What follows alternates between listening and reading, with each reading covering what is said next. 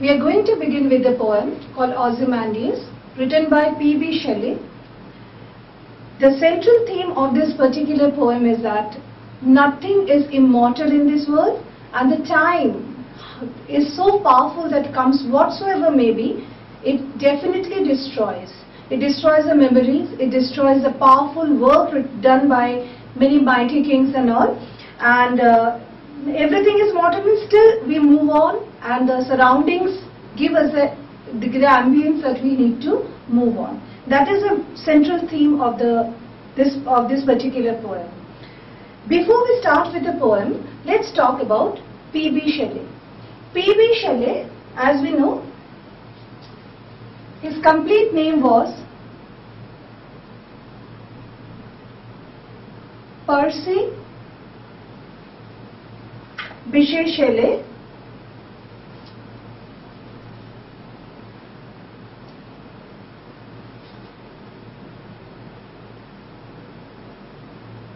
He was one of the great poets of English poetry, particularly who has written for lot many romantic poets. He was a Victorian poet again. P.B. Shelley was in particular known for his writing of a specific pattern of poetry which he had followed a thing called sonnet. The one that we are going to begin is again a sonnet, but of course he had broken free the set pattern of sonnet that was going at the time. That was how that he got the recognition. So P.B. Shelley was one of those. Now Percy Bysshe Shelley was educated at Eton, and finally he was moved to Oxford. He had further taken his education in Oxford, and during that time he was highly influenced by the revolutionary ideas of English philosopher named as Godwin, William Godwin. And so much so that revolutionary ideas struck him that many of other poems that he later commemorated, the letter he had written, had the impact of the same kind of revolutionary ideas. Later he married the same revolutionary person's daughter. Her name was Mary Godwin, and that was a very successful kind of a marriage. But unfortunately, Shelley died very young. He died in the Bay of Spezia in 1822. So with that came to the end of a very renowned, acclaimed, and world famous poet P.B. Shelley. And the poems the one that we are going to do, Qzymandias, is one of his great creations. And apart from that, another poem that he had written specifically, which had became like a prophecy. The ultimate thoughts of the poem became like a prophecy, and that was called the Ode to the West Wind.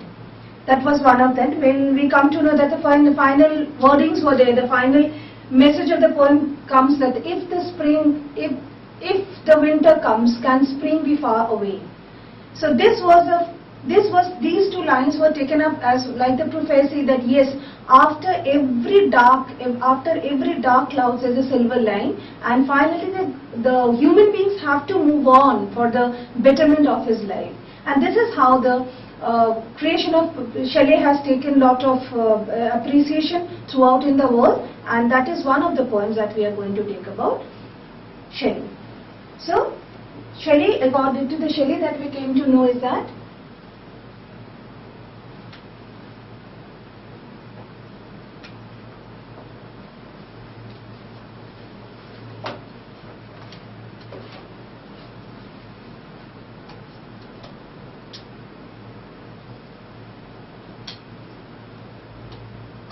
the main 3 points that we got to know about Shelley is that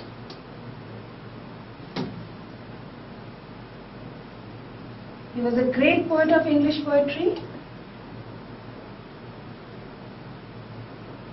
and the fact that we know about him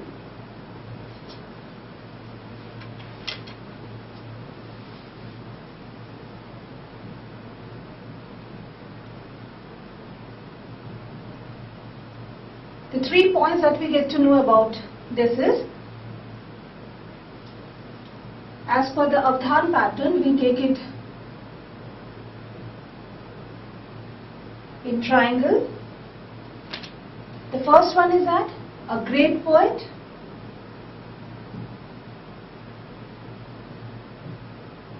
a revolutionary kind,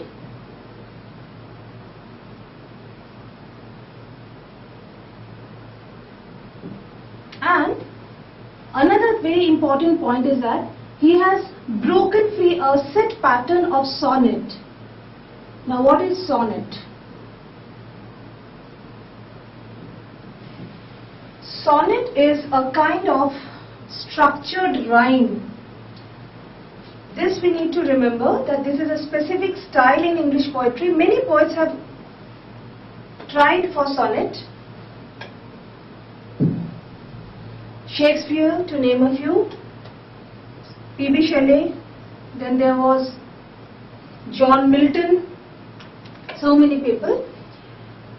Sonnet was in fact written as in a 14 lines. This is the first and foremost thing of a sonnet. A sonnet has to be in 14 lines, and to that it has to be a structured rhyme. A specific rhyming pattern has to be a part of sonnet. Unless and until we do that, it cannot be a sonnet. There can be many other poems which has been written in 14 lines, but if it is not in a rhyming pattern, then we can't call it as a sonnet. So in short, Shelley was master of that. The Qzymandias, the poem that we are going to begin right now, is also a part of sonnet. So it is also 14 lines. Now usually in sonnet there was a structured rhyme of, it is known to be 6 plus 6, 12 lines, and then in the end there was a couplet, 2 lines. So 6 plus 6, 12, and then 2 lines, that is called, ultimately comes to 14. That was a pattern written by Shakespeare. The previous poem that we had, that had been done, we must have seen the Not Marble Nor the Gilded Monuments, is Shakespearean sonnet, where the same pattern has been followed, 6 plus 6 and then 2. But here when we see, if we go through the poem, we get to know the first stanza comprises of 8 lines and then comes a 6 lines. This is a particular style of P.B. Shelley. So this is what about all P.B. Shelley. Now about the poem.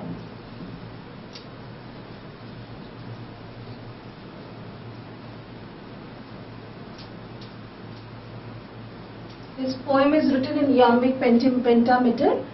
This is another specific thing of English poetry that we usually discuss all about. Now Qzymandias, the basic theme of Qzymandias is it is describing the remnants of Egyptian king. His name was Ramesses II.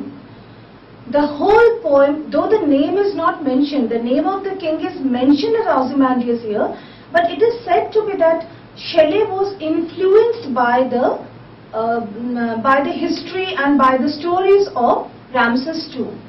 Now, Egyptian ruler was thought to be the inspired Shelley to write this poem, and the main central theme speaks about the man's excessive pride. That this is what is the central idea of the poem, that every individual, to his extent, to his level, is little proud. Qzymandias being the king, if we not talk about Qzymandias, Ramesses II, since he was an Egyptian king, of course he was very famous, so naturally he also had pride, lot of pride. But that how that pride ultimately shatters by the waves of time, this is the main thing of the poetry. So through the metaphoric usage, the poet has spoken about the rise and fall of a great king, and how after his death the creation also finally becomes desiring. Nobody remembers the useless and the futile works that usually the kings and the princes claim of, and ultimately goes on. The life goes on. One comes, the other goes, and the other goes, and the other comes. So this is the whole thing of the poem. Now there are two settings of the poem. The first one is about the desert, which we'll come to know when we do the poem. And second one is about how in the desert also speaks of, it is again a metaphor. The desert here is talked about, we all know what is a desert. It's a barren land.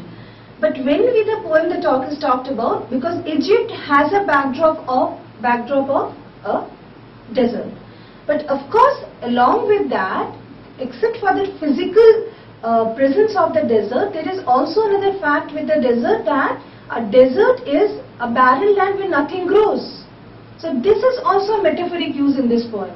The poet has deliberately picked up the desert backdrop to show that whatever the works were done by the king finally has come to into the condition of a desert. So this is all about the poem. Now we come to know about two people. One is the traveler and one is the narrator of the poem. We can say that the poet of the poem, but the narrator meets the traveler, and what happens then after, this is what is all about the poem. So here we go with the poem Qzymandias. I met a traveler from an antique land who said, two vast and trunkless legs of stone stand in the desert. Near them on the sand, half sunk, a shattered visage lies, whose frown and wrinkled lip and smear of cold command tell that its sculptor will those passions read, which yet survive stamped on these lifeless things, the hand that mocked them and the heart that fed. And on the pedestal these words appear, my name is Qzymandias, king of kings. Look upon my works, ye mighty and ye spare. Nothing beside remains. Round the decay of that colossal wreck, boundless and bare, the lone level sands stretch away. Now this is the whole poem. If you see, it sounds like a story. It is like a story. A traveler who was coming from an ancient land, ancient means a historical place, he was coming from there, and when he came, he just spoke of that. We all know when we visit a place, we speak of all that place. So it is similar.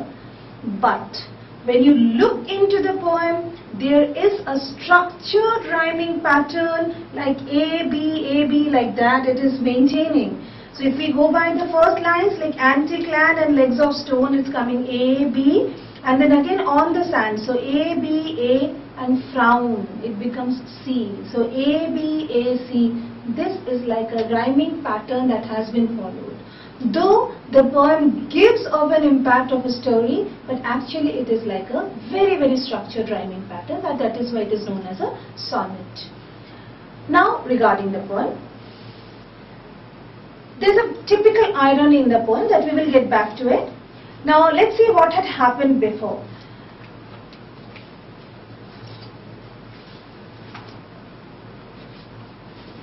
There was a traveler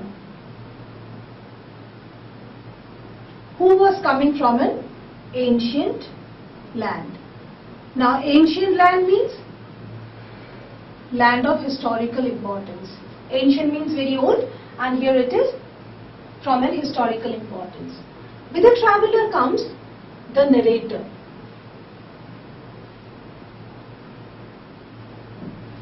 He was just, by chance, he meets the traveler. Where does he meet? He meets in a point, we can say, this meet. When they met, there was a discussion. What was the discussion all about? What had the travelers seen in that ancient land? This is how the story begins. Now he says, the traveler describes his experience, that he had seen two trunkless legs, which we see here, two vast trunkless legs of stone. Now see, every word has a meaning. Vast means huge. So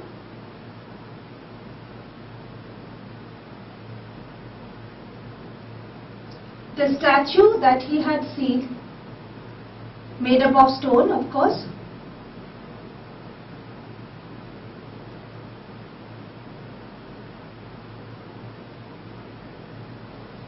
it was standing like this. What do we make of that? When we talk about vast, it means huge, as we know. Stone also has a metaphoric use. It means, wait here, it was made up of stone. Stone also reflects what? Something lifeless. This also has to be understood. Lifeless.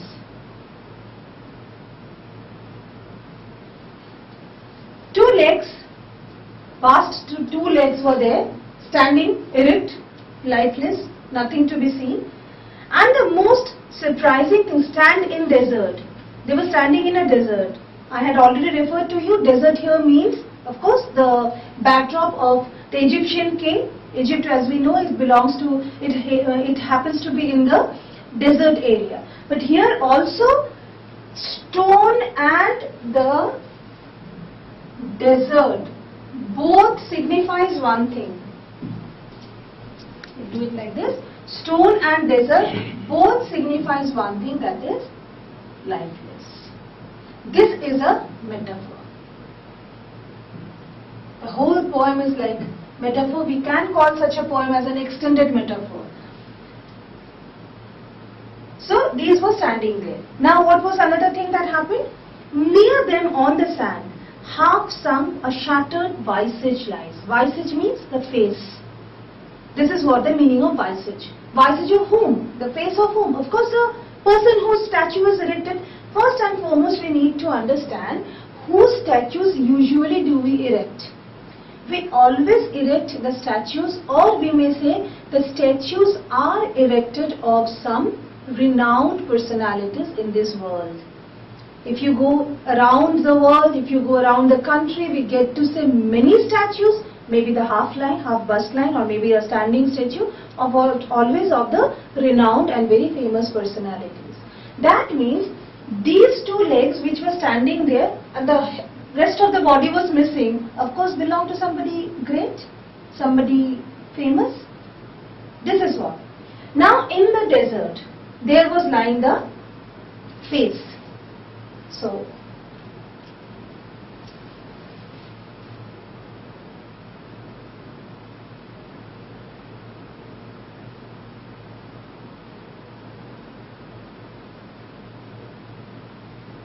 you see, maybe a little bit of crown and all, but actually it was like this. Two statues and the face here. Now what does the impact show? It of course shows the meaning of the same thing, that after some time we all fall down. There could be a time when the king who had risen to a height, but after some time definitely he had fallen down. His reputation, his ego, his name and fame, everything had finally crumbled down. This is a significance. So it is again a metaphor here. Now let's get back to the poem. Half sunk, a shattered visage lies, whose frown and wrinkled lip. Now this is a very, very important thing which shows the attitude of that particular king. When we see a statue, we hardly get to know that what type of person he was, because statue is what? It is either made up of gold or silver or maybe stone. All the things are lifeless. You can't put life into some metallic things or some kind of life non-living things. But here, the person, the sculptor who had created the statue, try and understand his way of working, his skilled way of working. What was that? That the face that was seen there half sunk in the sand, yet it was broken. It was absolutely in a dilapidated condition. But yet if you closely look into that, what could be seen? That the face wore a frown. Frown means a kind of anger. Some kind of dissatisfaction in life that comes up when the eyebrows are raised and all. So whose frown and wrinkled lip? Wrinkled lip means here pressed, very tightly sealed lips.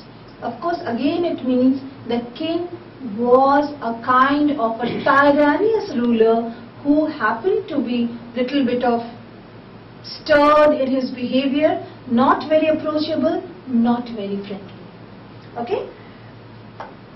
Now, sneer of cold command. Sneer of cold command, facial expression that shows hostility. Hostility means kind of dissatisfaction, kind of sternness, keeping aloof, not to be very close with others. That was very clearly seen on this face.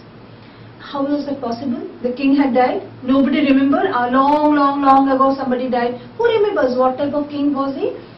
This was deliberately endorsed and deliberately made clear by the sculptor. That is what the poet tries to say.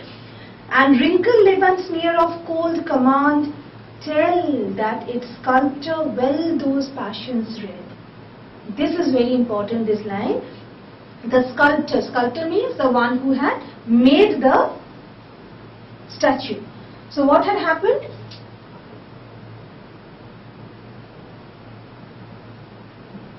Sculptor who made the statue, he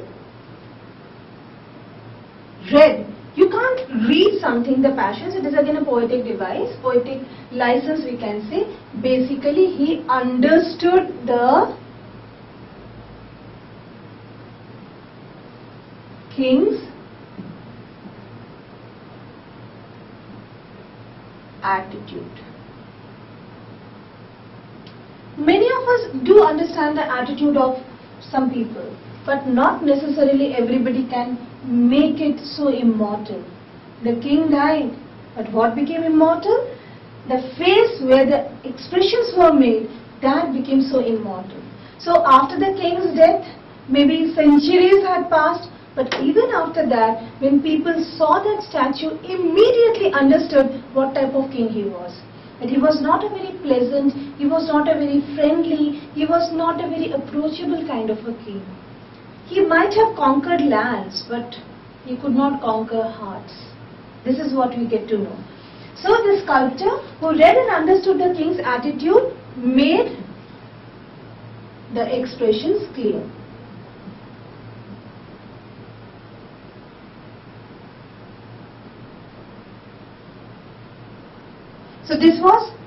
So what do we talk about it? Actually that we are talking about the king and his statue, but actually the poet is also trying to mean that the skilled, or we can say skillful work of the sculpture. The poet means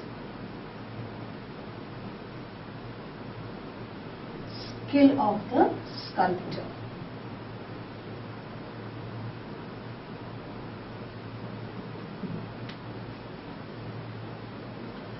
And when the skill of the sculptor shows, because he could read the expressions and all, so he did a justice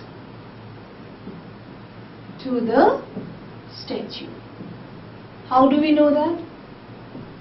That even after years, even after centuries, people, whenever saw the statue or whenever saw the face, which was otherwise also half sunken in the sand, the expression and everything was very clear. So it shows a justice made to the statue and the statue of the king.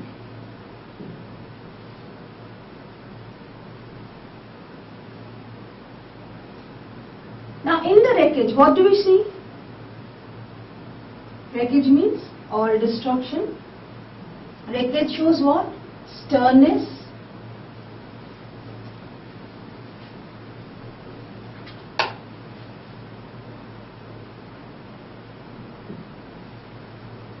Cold, impassionate